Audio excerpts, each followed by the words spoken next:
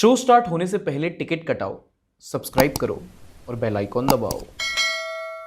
This is a national issue. National issue? सही बात है, महंगाई की वजह से ही तो कपड़े अफोर्ड नहीं कर पा रहा बेचारा। I don't know how many people will understand that thing. एक सेकंड, अंडरस्टैंड क्या करना है मैडम? फिजिक्स का लॉ थोड़ी है, पिछवाड़ा है उसका।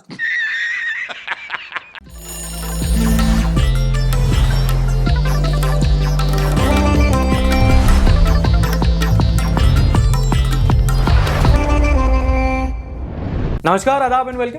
दिस इज सार्थक and you're watching the Sunday show. News की बात एंटरटेनमेंट के साथ। कितनी विपत्ति है कि इकोनॉमी के कपड़े फट जाएं, किसी को फर्क नहीं पड़ता। एक सेलिब्रिटी के कपड़े उतर जाएं तो मीडिया जनता पागल हो जाती है। लोगों के पास कपड़े खरीदने के पैसे ना हो कोई दिक्कत नहीं, लेकिन एक सेलिब्रिटी अपने कपड़े उतार दे तो इट बिकम्स नेशनल इश्यू।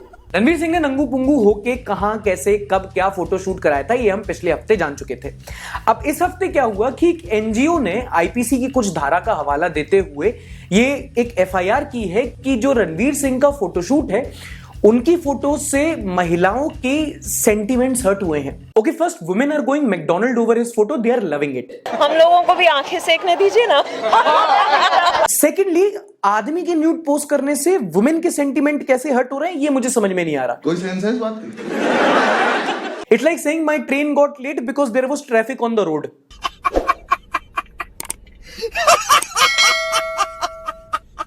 अब देखो, ये कोई बेरोजगारी का मसला तो है नहीं कि मीडिया इग्नोर कर दे।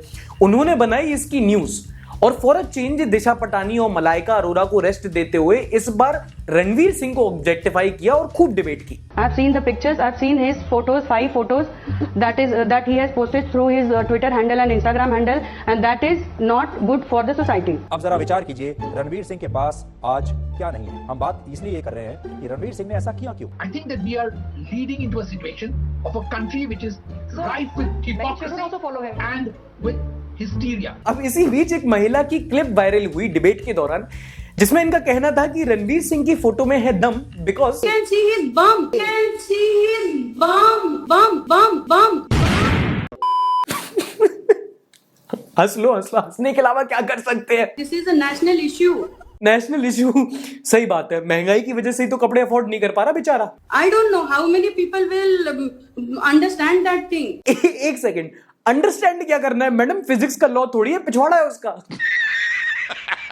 और महिलाओं के सेंटिमेंट कैसे हर्ट हुए इसका लॉजिक समझाओ मुझे, खासकर हमारे देश में जहां एक एवरेज देसी अंकल सैंडो बनियान पहनना अपने हुस्न की तौहीन मानते हैं।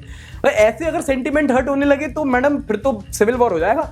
Of course you know this means war. Okay, jokes apart, coming back to the topic, ये जो इशू है, ये डिबेट है, it's a debate between artistic freedom and obscenity, यानी कि हिंदी में कहें तो अश्लीलता। अब जो ऑब्सीनिटी का डिबेट है ये काफी इंटरेस्टिंग है। आपको याद होगा कि कुछ ही समय पहले अभी अयोध्या में एक कांड हुआ था, अपने वही लोकल इमरान हाशमी, उनका डिबेट भी इसी ब्रैकेट के अंदर था। अब अगर हम लीगली बात करें तो ऑब्सीनिटी को लेकर इंडियन पीनल कोड यानी कि आईपीसी में कई सारी धाराएं हैं, बट इन लॉज में प्रॉब्लम्स क्या है कि ये जो लॉज हैं ये स्पेसिफिक नहीं है। ये ऑब्सीनिटी को बताती तो हैं बट उसे डिफाइन नहीं करती। ये काफी कुछ परसेप्शन पे यानी कि दृष्टिकोण पर छोड़ देती है। और ये तो ऑब्वियस सी बात है कि जो परसेप्शन होता है वो सोसाइटी का किसी भी चीज पे कॉमन नहीं होता, काफी अलग अलग होता है। हो सकता है कि कुछ चीज जो आपके हिसाब से सही हो सामने वाले के हिसाब से गलत हो, जो सामने वाले हिसाब से सही हो उसमें आपको कोई आपत्ति हो। किसी के लिए पब्लिक डिस्प्ले ऑफ अफेक्शन है, किसी के लिए विदेशी रोग। जो शॉट आपके हिसाब से आपके आउटफिट पे मैच कर रहा है, बगल वाली आंटी के हिसाब से तो लड़की हाथ से निकल रही है। मतलब it's a battle of culture and mentality also. जैसे कि ये पहली बार नहीं है कि एक फोटोशूट पर सवाल उठाए गए हैं। इससे पहले भी अगर आपको याद हो या आपने सुना हो तो मिलिंद सोमान ने एक फोटोशूट किया था जिसके ऊपर सवाल उठाए गए थे। और अगर आप हिस्टोरिकली बात करें तो कई सारे ऐसे राइटर्स हैं जैसे कि मंटो, कई सारे पेंटर्स हैं जिन पर ऑब्सीनिटी को लेकर उंगली उठाई गई है। और ये सब कुछ सेक्स के टॉपिक के अंडर आता है जो हम पहले ही समझ चुके हैं कि उसको लेकर हमारी सोसाइटी में एक डिबेट और डिस्कशन होने की बहुत जरूरत है। आपका इस मसले पे क्या ओपिनियन है आप कमेंट करके जरूर बता सकते हैं। इससे पहले मैं दूसरी कंट्रोवर्सी की तरफ बढ़ूं, आपसे एक छोटा सा सवाल पूछना चाहूंगा कि आपने एक बार में एक समय पर एक साथ कितने पैसे देखे हैं? 10 लाख, 20 लाख, 30 लाख, 40 लाख। देश भर में पैसे की किल्लत है, लेकिन हाल ही में बंगाल में इतना पैसा देखने को मिला है कि जिसने देखा उसका बम फट गया। I am allowed to laugh at my own jokes, right? मतलब आप गिनना तो छोड़ो, पैसे देख देख के थक जाओगे। बंगाल गवर्नमेंट के एक मिनिस्टर हैं पार्था चैटर्जी और इनकी एक जान पहचान वाली एक्ट्रेस है अर्पिता मुखर्जी। जिनके घर पर जब ईडी की रेड हुई तो इतना पैसा मिला है कि ईडी वाले गिन गिन के परेशान हो चुके हैं। पैसे गिनने की मशीन कम पड़ गई है। इतने नोट मिले कि बक्से भरते गए और इन बक्सों को भरने के लिए जब एक ट्रक बुलाया तो वो ट्रक भी भर गया। जब इनके एक फ्लैट पर रेड हुई तो 20 करोड़ से ज्यादा कैश निकला। फिर पता चला कि इनको एक और फ्लैट है और जब वहां रेड हुई तो वहां और ज्यादा पैसा निकला। What the fuck. मतलब जितना पैसा इनके फ्लैट के बाथरूम से मिला है ना, एक बैंक की ब्रांच इनके कमोड के बगल में खोली जा सकती थी। इनकी टॉयलेट में नोट भरे हैं यार।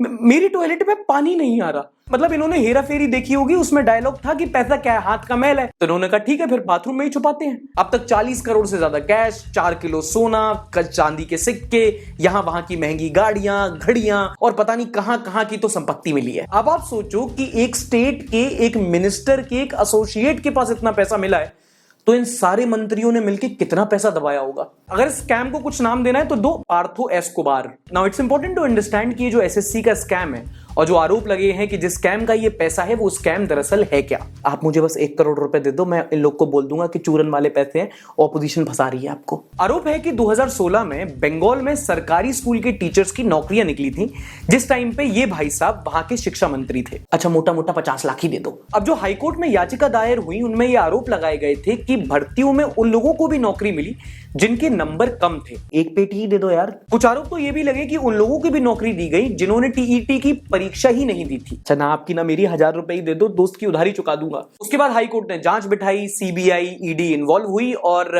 टीएमसी के इस नेता का भांडा फूट गया। करप्शन के साथ साथ कंजूसी का भी इल्जाम लगाओ इन पे। Now moving on to the news of the week। और इससे पहले हम आगे बढ़े, आपको मंकी पॉक्स वायरस के बारे में जानना थोड़ा जरूरी है क्योंकि हाल ही में इसके इंडिया में भी कुछ केसेस निकल चुके हैं और अब तक 75 ऐसी कंट्रीज हैं जिसमें मंकी पॉक्स के केसेस पाए जा चुके हैं। और हाल ही में WHO यानी कि वर्ल्ड हेल्थ ऑर्गेनाइजेशन ने इसको public health emergency of international concern भी घोषित किया है। और ये एक बड़ी बात है क्योंकि इसके पहले ये सम्मान जिस वायरस को मिला था उसका नाम था कोरोना वायरस और उसके बाद जो हुआ उसके बाद तो आप जानते ही हैं। अब हालांकि मंकी पॉक्स भी कोरोना की तरह ही एक कंटेजियस डिजीज है लेकिन डरने की बात नहीं है, बताता हूं क्यों। पहला तो ये कि ये कोरोना की तरह नई डिजीज नहीं है, ये पहले भी था और ये उतना कंटेजियस नहीं है। इसमें थोड़ा एक्सपोजर ज्यादा चाहिए होता है, like skin to skin contact. दूसरा ये कि कोरोना की तरह म्यूटेट उतनी जल्दी नहीं होता। और इंटरेस्टिंगली एक लंदन बेस्ड स्टडी ने जब 600 पेशेंट्स को एग्जामाइन किया तो उनमें पाया कि 98% उनमें से ऐसे थे जो या तो होमोसेक्सुअल थे या बाइसेक्सुअल लोग थे जिनकी संख्या उतनी ज्यादा नहीं होती समझ में। कहने का मतलब ये कि अगर कोई फियर मॉन्गरिंग कर रहा है मंकी पॉक्स को लेकर, अगर आपको सुनाई दे रहा है कि बहुत खतरनाक है, दोबारा से लॉकडाउन लग जाएगा, तो डरने की उतनी बात नहीं है। ये सारे फैक्ट्स हैं, इनके जो एट्रीब्यूशन है वो मैंने लिंक्स डिस्क्रिप्शन में दे रखे हैं। और दूसरी बात ये कि बाकी वायरस साइड में, अगर इंडिया में सबको अगर किसी चीज से सबसे ज्यादा खतरा है तो वो है मीडिया वायरस। थोड़ी मर्यादा रखिए। इस हफ्ते की सबसे बड़ी और सबसे दुखद खबर आई गुजरात से, जहां पर हूच शराब पीने के बाद लगभग 40 से ज्यादा लोगों की मौत हो गई। In a dry state of Gujarat, 30 people have been killed after consuming hooch. That's our other big story tonight.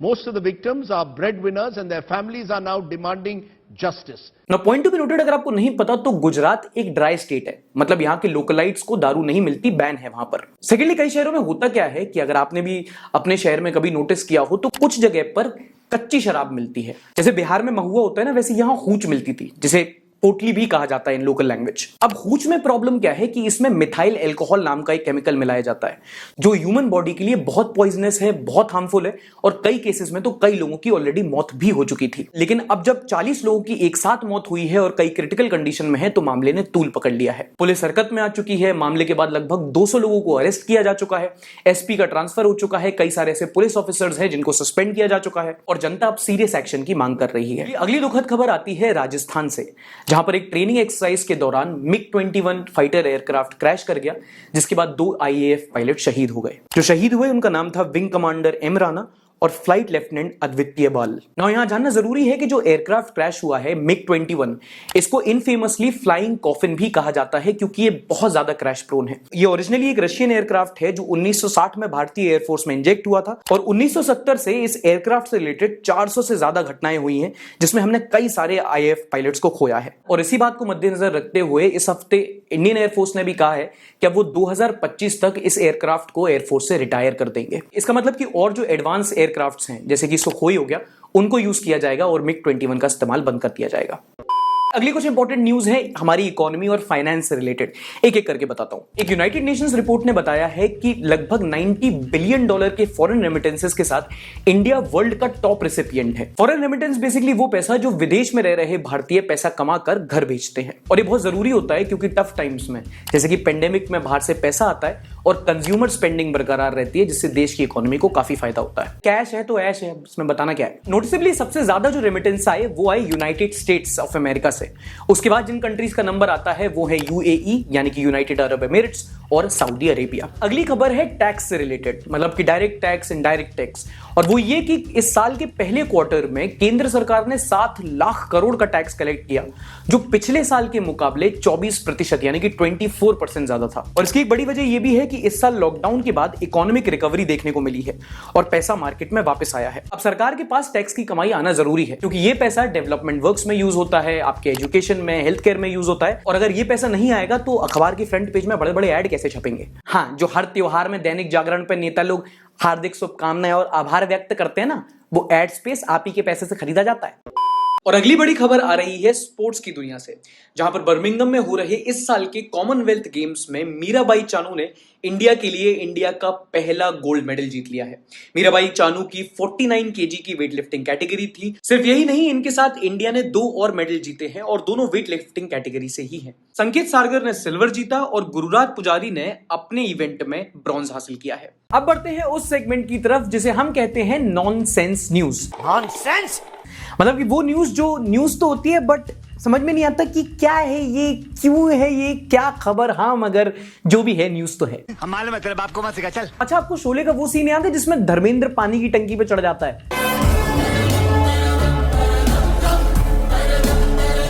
ये शोले का सीन है, पेडलर का नंबर दे अपना। दरअसल ये घटना हुई महाराष्ट्र के जलना में, जहां पर एक पति पत्नी प्रेम में बावला हो गया और पानी की टंकी पर चढ़ गया। दरअसल हुआ ये था कि इनकी जो पत्नी थी वो मायके गई थी, काश सबकी पत्नी जाया करें, तो इनकी पत्नी वापस नहीं आ रही थी और बार बार बुलाने पर जब इनकी पत्नी वापस नहीं आई तो ये मोबाइल टावर पर चढ़ गए। इंस्पेक्टर साहब बता रहे हैं अगर शाम तक हमारी मेहरारू हमारे घर ना लौटी तो लड्डू गोपाल कसम इस टावर का सिस्टम खराब कर देंगे, कोई भी अपनी मैडम से बात नहीं कर पाएगा। अच्छा, अगर आप ये सेगमेंट रेगुलरली फॉलो करते हैं तो आपको पता होगा कि यूपी से हर हफ्ते कोई ना कोई इंटरेस्टिंग न्यूज आती रहती है, लेकिन इस हफ्ते बंगाल ने बोला होल्ड माय संदेश और ये कर डाला। दुर्गापुर में कंडोम की सेल बढ़ गई। रहा नहीं जाता, तड़प ही ऐसी है ना। ठहरो, वो इसलिए नहीं कि बैचलर्स के अच्छे दिन आ गए, इसलिए क्योंकि अपेरेंटली वहां के बैचलर्स कंडोम का नशा कर रहे हैं। क्या बोला तूने? अरे सही बोल रहा हूं, टाइम्स ऑफ इंडिया में छपी ये न्यूज है। क्योंकि अपेरेंटली ये जो प्रोडक्ट है उसको अगर आप बॉइलिंग वाटर में डालते हैं तो उसके ऑर्गेनिक मॉलिक्यूल ब्रेक हो जाते हैं और जो कंपाउंड निकलता है उससे नशा होता है, तो ये लोग कर रहे हैं। इसको भिजा के पीने से बहुत काफी अच्छा नशा होता है और रिलैक्स मिलता है। आप भी ट्राई किया? हम भी ट्राई किए हैं। तो ये सेहत के लिए क्या अच्छा है? नहीं, ये तो नुकसान है, पर क्या करिएगा, खुलेआम बाजार में बिक रहा है तो हमें पीना पड़ रहा है। सही बात है, बिक रहा है तो करना पड़ेगा। बिल्डिंग ऊंची है, कूदना पड़ेगा। पानी गहरा है, डूबना पड़ेगा। शादी है, करनी पड़ेगी। बाथरूम बनी है, पैसा दबाना पड़ेगा। अगली न्यूज सुनोगे तो हंस हंस के पागल हो जाओगे। बिहार में एक इंसान को सांप ने काट लिया तो ये दौड़ा दौड़ा हॉस्पिटल गया और डॉक्टर से बोला कि इसे ट्रीटमेंट की जरूरत है। और जब डॉक्टर्स ये पता लगा रहे थे कि कौन से सांप ने काटा है, किस लेवल का इन्फेक्शन है, उसी वक्त इसने सांप को ही सामने लाके रख दिया। इतने तेजस्वी लोग हैं हमारे पास। जी बताइए, क्या तकलीफ है आपको? डॉक्टर साहब देखिए, हमें सांप काट लिया। Oh my God, this is serious. Nurse, first aid kit लेके आओ, ऑपरेशन की तैयारी करो। इनका ब्लड सैंपल लो, इनको इमरजेंसी वार्ड में डालो और पता करो कि कितना गहरा नशा है। पता करना पड़ेगा कौन सा सांप है। तनिक अपना हाथ आगे लाइए, लाइए तो। हाँ लो, ये लीजिए साहब, यही सांप है। हम साथ में ही इसको उठा लाए। अच्छा देखो, जगह जगह प्रोटेस्ट होते रहते हैं, सरकार को कोई खास फर्क पड़ता नहीं है। तो आजकल जनता भी प्रोटेस्ट को लेकर थोड़ी क्रिएटिव हो गई है। बेंगलुरु की सोसाइटी के कुछ रेजिडेंट्स थे जो अपने पास की जो सड़क है उस पर गड्ढों यानी कि पोटहोल से थोड़े से परेशान हो गए थे, तो वो प्रोटेस्ट करने लगे और उन्होंने प्रोटेस्ट करने का एक बड़ा सा इंटरेस्टिंग सा उपाय निकाला। यमराज को साथ में लेकर प्रोटेस्ट कर रहे थे।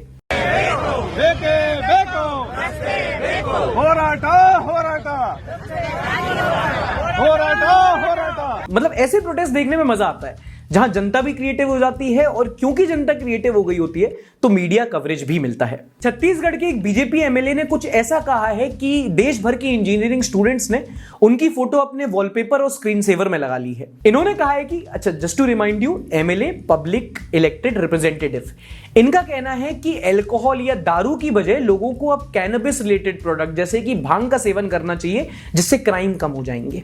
क्योंकि इनका कहना है कि जो भांग, कैनबिस, गांजा रिलेटेड सब्सटेंस का यूज करते हैं वो कहां ही क्राइम करते हैं, कुछ भी। नाउ यू माइट से कि एडिक्शन का क्योर एडिक्शन नहीं होता, और लॉ एंड ऑर्डर का सवाल डॉज करने के लिए नेताजी ये बकवास कर रहे हैं, बट हियर मी आउट।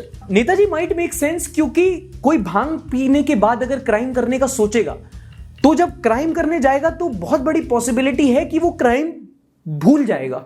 ये संजू हरामखोर, आज इसका तो मैं मर्डर कर दूंगा। इसके घर जाऊंगा, इसके बाप से बोलूंगा कि बाहर निकाल अपने किसको करना था, क्या करना था अपन को, छोड़ो यार, नींद आ रही है। पुणे में एक इंसान को बहुत लोगों का लाखों का कर्ज चुकाना था, तो उसने इससे बचने का एक ऐसा उपाय सोचा कि धूम 4 की स्क्रिप्ट इंस्पायर हो सकती है। इसने अपने ही घर पर एक चोरी करवाई जिसका मास्टरमाइंड ये खुद था, क्योंकि सिंपैथी, जिसके घर चोरी हुई है उससे कोई उधार थोड़ी वापस मांगेगा। चलो, इसने कम से कम एफर्ट तो लगाया। मेरे दोस्त तो वो भी नहीं कर रहे, जो उधार लेके बैठा है वो बैठा ही है। मध्य प्रदेश के एक व्यक्ति को बिजली से नहीं बल्कि अपने बिजली का बिल देखकर करंट लग गया। ये लिटरली और मेटाफोरिकली 100% सच है। दरअसल ग्वालियर की फैमिली है जिनका हाल ही में 1 महीने का बिजली का बिल आया 3,500 करोड़ रुपए। क्या बोला तूने? यस, अपेरेंटली बिजली विभाग पूरे शहर का कनेक्शन एक ही घर के मीटर से दे रहा था। 3,500 करोड़ रुपए। यह अमाउंट इतना बड़ा था कि परिवार का एक मेंबर तो बिल देखकर ही बीमार पड़ गया। बाद में बिजली विभाग ने कहा कि ये एक ह्यूमन एरर की वजह से हुआ है, और एक करेक्टेड 1,300 रुपए का बिल परिवार को थमा दिया। कितना बिल आया भैया? सर, आपका बिल आया 350 तो आ ही जाता है। अब इतना आजकल बच्चे ना दिन भर फोन चलाते रहते हो। हमारी मैडम तो दिन भर कपड़े धोती रहती है भैया, वॉशिंग मशीन चलती रहती है। 3,500। 3,500 का एसी पिंटू, मोहल्ले भर का एसी यहीं चल रहा है क्या? 3,500 करोड़। 3,500 करोड़ भाई साहब, 3,500।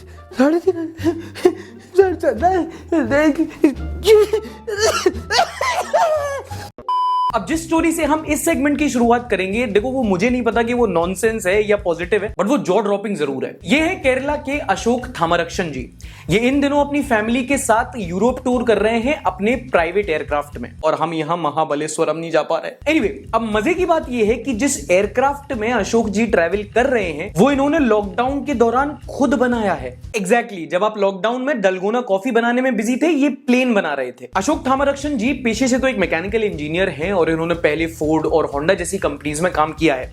ये एयरक्राफ्ट जिसमें ये आजकल ट्रैवल कर रहे हैं, ये इन्होंने 18 महीने के दौरान बनाया था, और इसे बाद में इसका नाम भी अपनी बेटी के नाम के ऊपर यानी कि जी दिया रखा। इस मैकेनिकल इंजीनियर ने अलग अलग कंट्रीज से पार्ट इंपोर्ट किए, कुछ यूट्यूब से सीखा, कुछ अपनी एक्सपर्टीज लगाई, और इस प्लेन को खुद असेंबल किया, जिससे अब ये अपनी फैमिली के साथ यूरोप टूर कर रहे हैं। मोदी जी ने सही कहा था, इतने तेजस्वी लोग हैं हमारे पास। मैं डलगोना नहीं बनाता था, ठीक है, मेरा इतना फ्री टाइम नहीं है मेरे पास, मैं लूडो खेलता था। अगली 2 स्टोरी काफी इंस्पिरेशनल है, एक के बाद एक बताता हूं। पहली स्टोरी मिली है लखनऊ की प्रतिमा तिवारी से।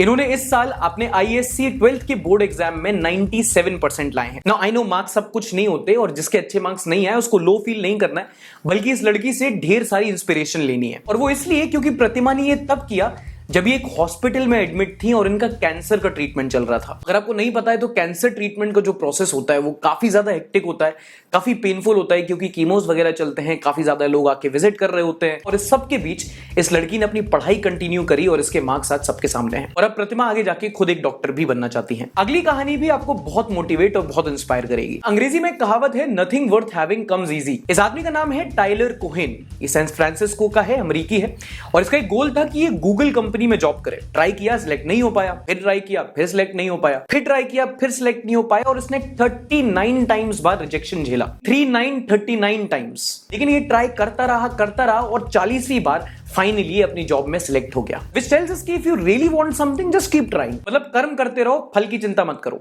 वो वैसे भी बहुत महंगे हैं। मतलब ट्राई करते रहो, सक्सेस कभी ना कभी मिल ही जाएगी।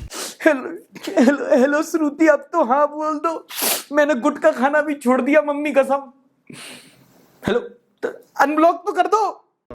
अगली पॉजिटिव है झारखंड राज्य से, जहां का ट्री कवर कम होने के बाद अब वहां के चीफ मिनिस्टर हेमंत सोरेन ने ऐलान किया है कि वहां की सरकार अब हर वो इंसान जो एक पेड़ लगाता है अपने इंडिविजुअल कैंपस में, उसको 4 यूनिट फ्री बिजली देगी। यानी कि पौधारोपण को इंसेंटिवाइज किया जा रहा है, जो आज के टाइम में बहुत जरूरी है। अगली कहानी है वेस्ट बंगाल के एक डॉक्टर की, सुशोभन बंदोपाध्याय जी।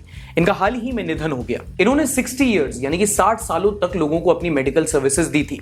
इनके बारे में खास बात ये थी कि ये सिर्फ 1 रुपए इस कंसल्टेशन फीस चार्ज करते थे, सिर्फ 1 रुपए। इसकी वजह से लोग इन्हें प्यार से 1 टका डॉक्टर यानी कि 1 रुपी डॉक्टर भी बुलाया करते थे। और सबसे ज्यादा मरीजों को अटेंड करने के लिए इनका नाम Guinness book of world record में भी दर्ज है, और इनको 2020 में सरकार ने पद्मश्री से भी नवाजा था। इस हफ्ते हमने इनको खो दिया, but he inspired generations of doctors in the country. तो अब तक आपको इस हफ्ते की कंट्रोवर्सीज, इस हफ्ते की interesting news, important news, nonsense news सबका पता लग चुका है।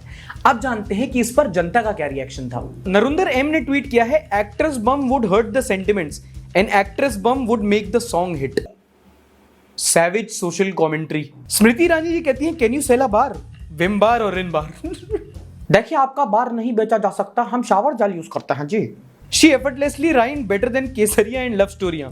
We can see his bum, you can laugh madam, इसलिए किया रणवीर को sue, this is a national issue. दीदी तेरे पार्ट का खजाना, हाय राम, आज तक को कोई जर्नलिज्म सिखाना। हाय हाय हाय हाय हाय हाय हाय हाय। अल्ताफ हुसैन ने पार्था चैटर्जी पे लिखा है, जिस हिसाब से नोट मिल रहे हैं मुझे लगता है इनमें चिप लगा ही देनी चाहिए थी।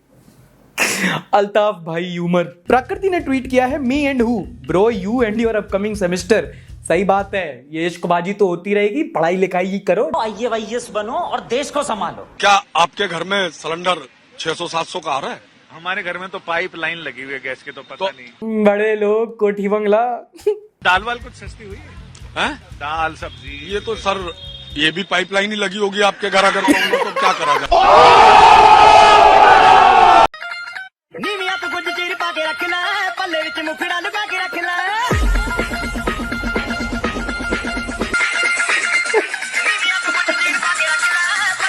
भाई देख लो, तुम भी सेंचुरी बना लो, वरना तुम्हारे नंगे होने के दिन आ रहे। No offence. My dad uses his most softest tone when he wants to ask something about his mobile. ये रूल नेशन वाइड देश के सारे पापाओं पे अप्लाई करता है। हाँ, तू बस दिन भर टुकुर टुकुर स्क्रीन देखता रहे, ऐसे बस अंगूठा घिसता रहेगा टुकुर टुकुर, कोई काम तो है नहीं, पता नहीं किस घड़ी में पैदा हो गया है मनुष्य। बेटा समझ जा रही है ये बेटा, ये फेसबुक पे मैसेज है, ये तुम्हारे ताऊजी को भेजना है व्हाट्सएप पे। कैसे करेंगे? Abigail Shrestha is watching from the maternal home of Maharani Gayatri देवी। अच्छा, महारानी गायत्री देवी ना सिर्फ जयपुर की महारानी थी, she was a very beautiful personality. इन्होंने एक बार चुनाव लड़ा था एक कांग्रेस कैंडिडेट के खिलाफ, और जिस वोट मार्जिन से ये जीती थी वो इतना बड़ा था कि वो Guinness book of world record में दर्ज हुआ था। खैर, आपने कहा maternal home of Maharani Gayatri देवी, तो ये थी तो जयपुर की, लेकिन इनकी जो माँ थी इंदिरा देवी, आई गेस वो बड़ौदा की थी, तो I am guessing it is there, but अगर गलत हूं तो आप बता दीजिएगा। सुल्तान साहू ने कमेंट किया है, correction on today's episode is that Droupadi Murmu is not the first president of India from Odisha, but she is the second president. The first president from Odisha was mister V V Giri. Sorry यार, कभी कभी थोड़ी थोड़ी गलती हो जाती है, सॉरी। लड़के हैं, गलती हो जाती है। एमडी अतीक ने कमेंट किया है, why am I getting addicted to this show. मैं स्क्रिप्ट में कोकेन मिलाता हूं। पीयूष भारद्वाज ने कमेंट किया है, always waiting for the episode brother, consistent since हफ्ता निकाल। Me too. Swastik Pratap Garhi, good afternoon, I got 96% board exam. 96% in my board exam. 96? इसमें कितने गरीब पास होते? 2-3 तो हो ही जाते हैं यार। क्या मेरे 70 आते थे तो मैं दिन भर खेलता था, रात को भंडारा होता था। Anubhav Bagde is watching from the corn city of India, which is the city of Chhindwara in Madhya Pradesh. और वो इसलिए क्योंकि जो छिंदवाड़ा का क्लाइमेट है और वहां का जो सॉइल टेक्सचर है वो कॉर्न यानी कि मक्का, जिस भुट्टा भी आता है ना जो, वो उगाने के लिए काफी ज्यादा सुटेबल होता है. So thank you Anubhav, new information. Mohammad Saqlain Qadri is watching from the brass city of India, जो है मुरादाबाद. मुरादाबाद की brass is famous, I didn't know that. Moradabad का नॉनवेज भी काफी फेमस है, मुरादाबादी बिरयानी, तेल बहुत होता है लेकिन उसमें. Shantanu Mukherjee is watching from the coal capital of India which is the city of Dhanbad, जहां से हमारे अब तक के सर्वश्रेष्ठ नेता रामाधीर सिंह जी भी आते हैं, जिनके लड़के विधायक जेपी सिंह को सरदार खान कूट दिया था एसपी ऑफिस में. क्या किया? कूट दिए. किधर देख रहे हो सार्थक भाई? Afsar is watching from the Manchester of Rajasthan. Sachin Guser is watching from the city which is known as the Paris of Haryana. ये कौन सा नया ट्रेंड है भाई? ये कौन नाम दे रहा है? Manchester of Rajasthan, Paris of भाई. नो ऑफेंस, बट आपकी सिटी की सबसे खास बात ये नहीं हो सकती कि वो किसी और सिटी की पैरोडी है. मतलब कुछ ना कुछ तो होगा यार. मैनचेस्टर ऑफ राजस्थान, ये क्या बात हुई? तो भाई अलग ही हो जाएंगे. Toronto of Tripura, San Francisco of Shimla, Amsterdam of Andhra Pradesh, New Jersey of Nagaland, Ontario of Orissa. मजाक कर रहा हूं यार, दिल पे मत लेना. एक और बोलूं, मायामी ऑफ मध्य प्रदेश. बड़ा हरामी हो बेटा यार. इनकी तरह होना चाहिए ना. जैसे कि ये देखो, Priyavrat Singh is watching from the India's land of salvation and enlightenment, मोक्ष और ज्ञान की भूमि, जिसे कहा जाता है बिहार की गया को. और मोक्ष और ज्ञान की भूमि गया को इसलिए कहते हैं क्योंकि पौराणिक कथाओं के अनुसार भगवान श्री राम ने जो अपने उनके पिता दशरथ थे, उनका पिंडदान वहां पर किया था. और ज्ञान की भूमि इसलिए क्योंकि जो सिद्धार्थ थे उनको यहाँ पे ज्ञान प्राप्त हुआ था और वो भगवान बुद्ध बने थे. सो गया इज नोन एज द मोक्ष और ज्ञान की भूमि. How beautiful is that. Fawad Siddiqui is watching from the city of gates. Okay Google भैया बताओ. City of gates is Aurangabad, क्योंकि वहां पर 52 गेट हैं, 52 गेट्स हैं, जो कि काफी ज्यादा है. एंड हर गेट का अपना अपना एक सिग्निफिकेंस है. हालांकि जैसे जैसे टाइम बीता है कई सारे गेट उस स्थिति में नहीं है जिस स्थिति में थे, लेकिन अभी भी कई सारे गेट्स आपको वहां देखने को मिल जाएंगे. और पहले के ज़माने में यही होता था मेरे ख्याल से. वहां पे क्योंकि किले हुआ करते थे और किले में गेट्स होते थे सिटी में एंट्रेंस के लिए.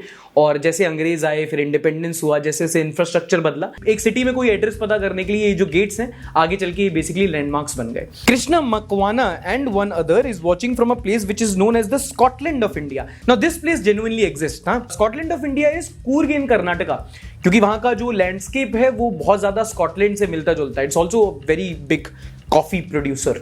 It's underscore Riju underscore official. मैं इसकी आईडी में नहीं जा रहा हूं, but I am very sure कि लिखा होगा cake murder at something something. Unfortunately my city is the most polluted in India, but Delhi is not. Most polluted city, क्योंकि जो लिस्ट आई थी हाल ही में, भिवाड़ी सबसे ज्यादा पॉल्यूटेड था. तो ठीक है भाई, मतलब वो इसलिए भी है क्योंकि भिवाड़ी जो है दिल्ली के पास के रीजन का सबसे ज्यादा एक इंडस्ट्रियल रीजन भी है.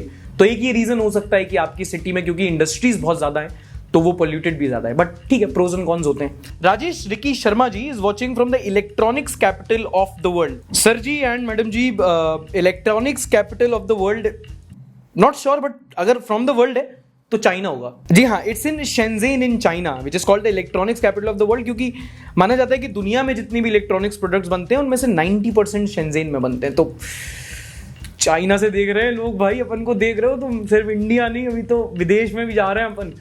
अगली बार से फैमिली फंक्शन में ना रिश्तेदारों को मेरे पैर छूना चाहिए. टू योर फेस अजमेर वाले भूपा जी. ऐसे ही अगर आप भी शो में फीचर होना चाहते हैं तो आपको बस इतना करना है कि शो देखते हुए अपनी सेल्फी लेनी है, and you know the drill. उसको सोशल मीडिया पर अपलोड कीजिए, इंस्टाग्राम, ट्विटर वगैरह, और #Sunday with सार्थक यूज कीजिए.